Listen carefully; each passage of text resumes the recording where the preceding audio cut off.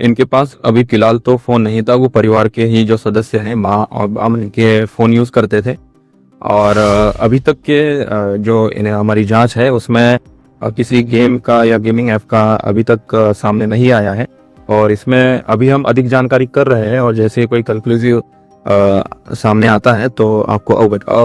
गाजियाबाद के Bharat CC society से जो दिल दहलाने वाली खबर सामने आई, जिसमें ये कहा गया कि 3 सगी बहनों ने एक दूसरे का हाथ पकड़कर छलांग लगा दी जब उन्हें गेम खेलने से रोका गया। ऑनलाइन कोरियन गेम पर इल्जाम डाला गया।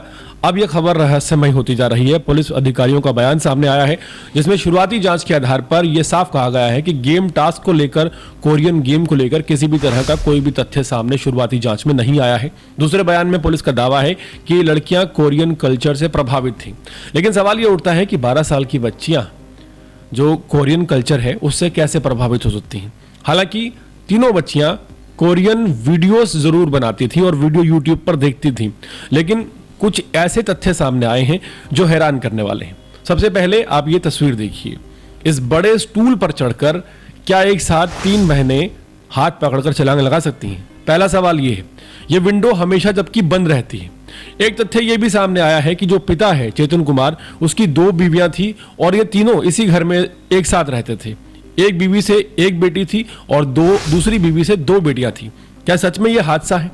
इस फ्लैट नंबर 907 में ऐसी क्या साजिश हुई है जिसे ऑनलाइन गेम का नाम देकर भटकाने की कोशिश की जा रही है? एक बड़ा सवाल है।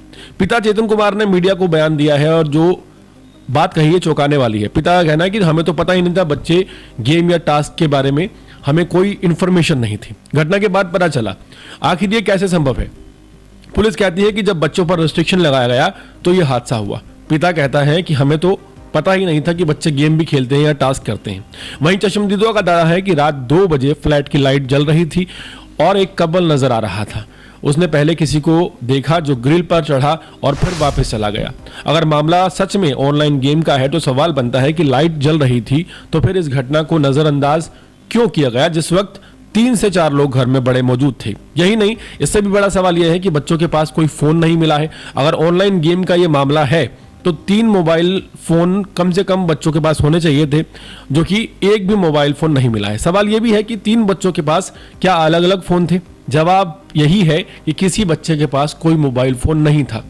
सवाल और ज्यादा बड़े हो जाते हैं जब यह पता चलता है कि जहां से कहा जा रहा है कि छलांग लगाई, वहां वो जगह पूरी तरह से बंद है। बकायदा वहां एक विंडो लगी हुई है जिसे खींच कर खोलना पड़ता है स्टूल पर चढ़कर। रात 2 बजे जब घड़ी की सुई की आवाज बहुत तेज होती है, बच्चों ने विंडो ओपन की स्टूल पर चढ़कर और किसी को पता नहीं चला। यह सबसे बड़ा शक का आधार है। यह मामला ऑनलाइन गेम का बताया जा रहा है, लेकिन जो साक्ष्य सामने आ रहे हैं वो बिल्कुल भी इन बयानों से मैच नहीं करते हैं। निष्कर्ष इसका साफ निकलता है कि कुछ तो छुपाया जा रहा है और इन्हें न्याय मिलना चाहिए।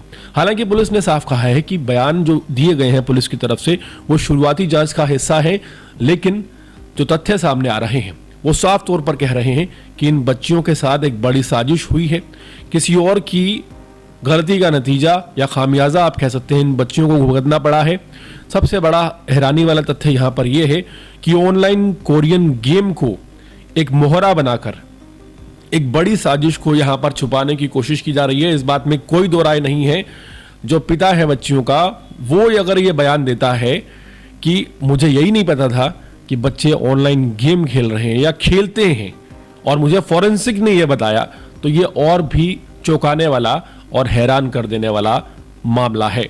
आपको बता दें कि जिस जगह से कहा जा रहा है कि बच्चों ने छलांग लगाई, उसके नीचे के फ्लोर, ऊपर के फ्लोर सब ओपन है। बस इस फ्लोर पर विंडो बाकायदा लगी हुई थी। आस पड़ोस के लोगों का कहना है कि जो पति पत्नी है उनमें अक्सर झगड़े होते थे। एक घर में एक पति और 2 बीवियां रह रही थी, 3 बच्चे रह रहे थे, अक्सर झगड़े होते थे। एक दिन क्या ऐसा होता है कि अचानक 3 बच्चियां छत से कूद जाती हैं, जिसमें से एक की उम्र 12 साल, एक की 14 और एक की 16 साल है। और पूरे मामले को किस तरह से ऑनलाइन गेमिंग का नाम दिया जा रहा है, जबकि सबसे बड़ा सवाल यह है कि अगर 3 बच्चियां थी तो तीनों बच्चियों के हाथ में कम से कम 3 मोबाइल तो होने चाहिए थे, तभी उसको एडिक्शन माना जा सकता है।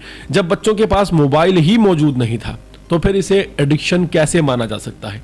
बहुत गंभीर सवाल उठ रहे हैं कि किस तरह से एक साजिश को एक ऑनलाइन गेम का आप कह सकते हैं एडिक्शन का नाम देकर दबाने की कोशिश की जा रही है। हालांकि पुलिस हर पहलू से इसकी जांच कर रही है, लेकिन सवाल यह है कि एक तरफ ऑनलाइन गेम्स तो हैं ही जो जिम्मेदार हैं कहीं ना कहीं एडिक्शन के, लेकिन इससे भी बड़ा सवाल यह है कि क्या इतने बड़ी साजिश को एक ऑनलाइन गेम का नाम देकर इसके ऊपर पर्दा डाला जा सकता है या डालना ठीक है। हाल फिलहाल पुलिस इस एंगल से भी जांच करे कि जो दो बीवियां और एक पति एक ही घर में रह रहा था, उनके बीच ऐसा क्या कोई घरेलू विवाद था जिस विवाद का खामियाजा आज इन 3 बच्चियों को भुगतना पड़ा है। क्या सच सामने आ पाएगा? क्या पुलिस इन्वेस्टिगेशन करेगी? क्या पुलिस उसी तरह से इन्वेस्टिगेशन करेगी जिस तरह से उसे करनी चाहिए और सच सामने लाकर दिखाएगी, या फिर जो पब्लिक प्रोपेगेंडा फिलहाल मीडिया की तरफ से चलाया जा रहा है कि ये ऑनलाइन गेमिंग का नतीजा है, उसी पर इन फाइलों को ठंडे बस्ते में डाल दिया जाएगा? एक बड़ा सवाल है।